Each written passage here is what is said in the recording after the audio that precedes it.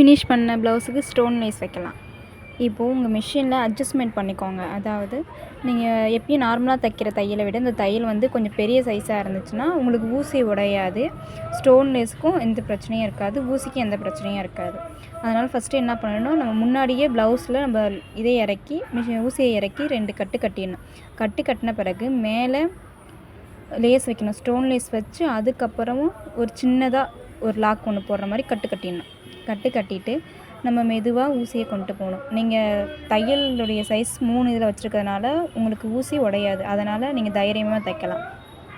லேஸை பிடிச்சி இழுத்து வைக்காதீங்க.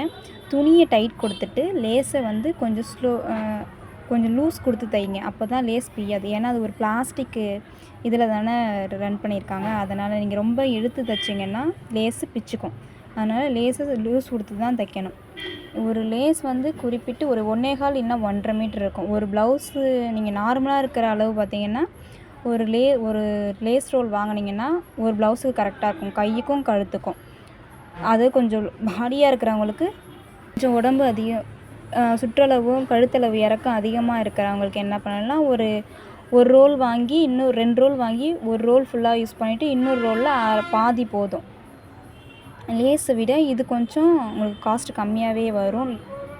லேஸோட அளவு வாங்கினீங்கன்னா 1.5 தான் வாங்க வேண்டியதாக இருக்கும். இதுனா ஒரு லைன் வாங்கினீங்கனாலே 1.25 இருக்கும். அதனால் நீங்கள் இது கூட வாங்கி யூஸ் பண்ணலாம். இந்த லேஸ் வந்து பல கலரில் இருக்குது. காப்பர், கோல்டு, சில்வர், அப்புறம் வந்து இப்போ ட்ரெண்டிங்காக கலராக வந்திருக்கு. Green, yellow, white, pink, blue, any colour, எந்த கலர் வேணால் யூஸ் பண்ணலாம். ஆனால் அதிகமாக பயன்படுத்துகிறது இந்த கலர் தான். நீங்கள் ரவுண்ட் நெக் வைக்கும்போது நீங்கள் கழுத்தை வந்து வளைச்சி தான் கொடுக்கணும். அப்போ தான் அது அழகாக உக்காரும்.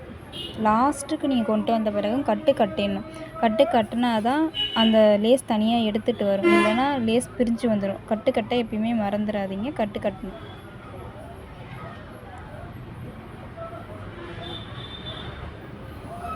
இப்போ எப்படி ரவுண்ட் நெக் ஃபினிஷிங்காக உட்காந்து பாருங்கள்.